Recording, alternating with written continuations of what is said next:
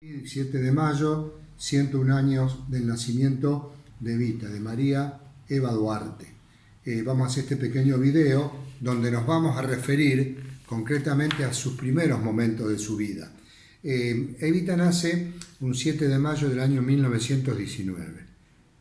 En el contexto mundial, en el año 1919 se registran hechos realmente muy importantes. Por ejemplo, en Alemania fracasa la revolución espartaquista, encabezada por Karl Liebknecht y Rosa Luxemburgo, quienes van a ser asesinados por las fuerzas de seguridad alemanas. En Versalles se firma el tratado entre las potencias vencedoras de la Primera Guerra Europea con Alemania, potencia y nación derrotada, y el Imperio Austro-Húngaro, que le imponen a los alemanes condiciones muy leoninas como consecuencia de su derrota.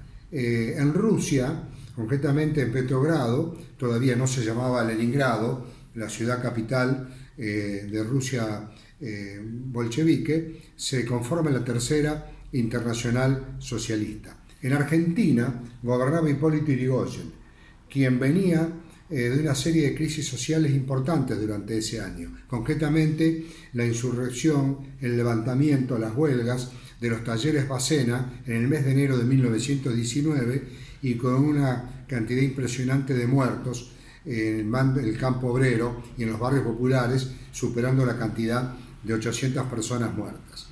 Evita nace en el campo de la estancia La Unión, muy cerquita de la localidad de Los Toldos. Los Toldos era en ese momento una población de 3.000 habitantes y llevaba ese nombre de Los Toldos porque allí se había afincado el cacique olonco mapuche boroano Ignacio Coliqueo, de allí el nombre de Los Toldos. Los mapuches que seguían a Coliqueo habían logrado las tierras en esa región para asentarse como un regalo de parte de Bartolomé Mitre, porque las lanzas de Coliqueo habían participado del campo mitrista en la famosa batalla de Pavón en el año 1861. Evita es hija de doña Juana Ibarguren y de Juan Duarte, quienes no estaban casados. Juan Duarte había llegado a la estancia de la Unión como administrador en el año 1908 y entabla de inmediato una relación con doña Juana Ibarguren. Juana Ibarguren era hija de un carrero y de una puestera de apellido Núñez que venía de la región del Bragado. Juan Duarte, como administrador, era oriundo de Chivilcoy, donde tenía una esposa llamada Estela Duarte, un apellido vasco francés, con la cual había tenido ya 3 hijos matrimoniales. De esa relación de hecho extramatrimonial o de concubinato entre Juan Duarte y Juana Ibarguren van a nacer 5 hijas. En 1908 nace la primera, Blanca Duarte. Luego le sigue Elisa, luego le sigue Juan Ramón, el único varón de esta relación, luego Herminda en 1916 y luego Evita en 1919.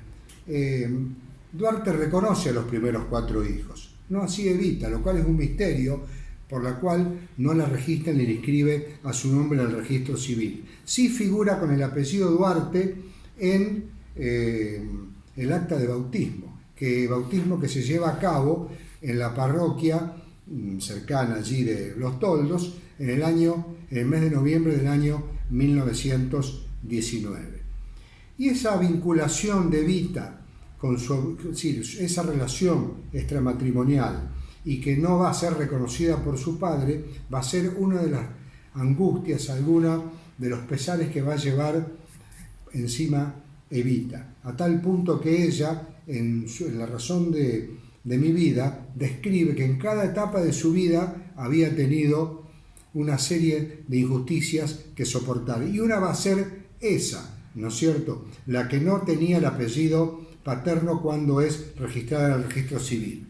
Recién va a aparecer como María Eva Duarte cuando se casa con Perón. Cuando se casa con Perón en el año 1945, y para no figurar como hija natural o extramatrimonial, se va a modificar el acta de nacimiento de Evita con fecha 7 de mayo de 1922 y va a figurar como hija de Juan Duarte y de doña Juana Ibarguren. Pero en realidad la fecha de nacimiento de Evita en la zona rural de Los Toldos, en la estancia La Unión, va a ser el 7 de mayo del año 1919.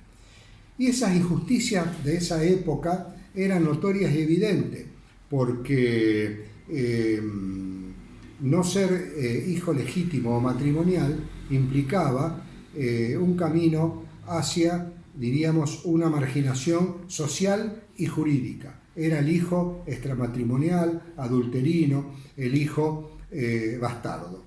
En tal sentido, Felipe Piña hace una descripción correcta de esa situación, refiriéndose a la doble vida de Juan Duarte, casado por un lado en Chivilcoy con 3 hijos matrimoniales y por otro lado de su relación de hecho con Juan Ibarguren con 5 hijos extramatrimoniales. Dice así: aquella doble moral, obscena y machista, aceptaba y hasta festejaba en secreto estas dobles vidas, entendiendo como necesidades masculinas el mantenimiento de 2 relaciones paralelas.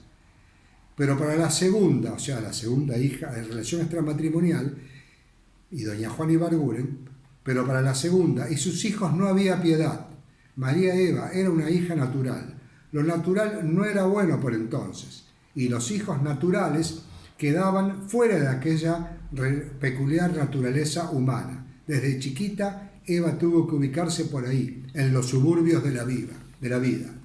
Y efectivamente, así va a ocurrir en el futuro, porque Evita, cuando emigra a los 15 años a Buenos Aires, en la estación de trenes de Buenos Aires le pide a su hermano Juan, va a vivir en los sectores marginales de la sociedad hasta poder ingresar al mundo del teatro, del cine y fundamentalmente del radioteatro.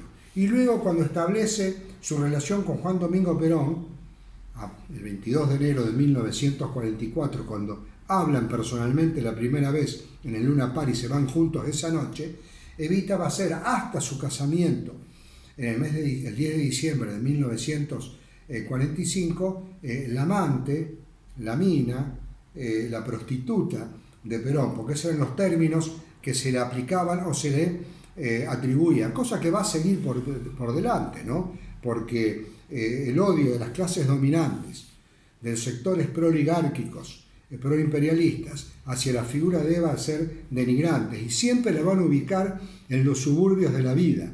Sin embargo, Evita, que proviene del subsuelo de la patria, que se va sublevando paulatinamente en todas esas injusticias sociales, culturales, espirituales, económicas, va a reaccionar de la manera que reaccionó, insertándose en el campo de los suyos, en su pueblo, a tal punto que hoy, a 101 años de su nacimiento y a casi 68 años de su muerte, Evita todavía sigue viva en el corazón y en las mentes de millones de argentinos. En definitiva, hoy, a cumplirse 101 años del nacimiento de Evita, Evita sigue siendo un relámpago que todavía arde, Evita sigue siendo todavía hoy una llama que no se extingue.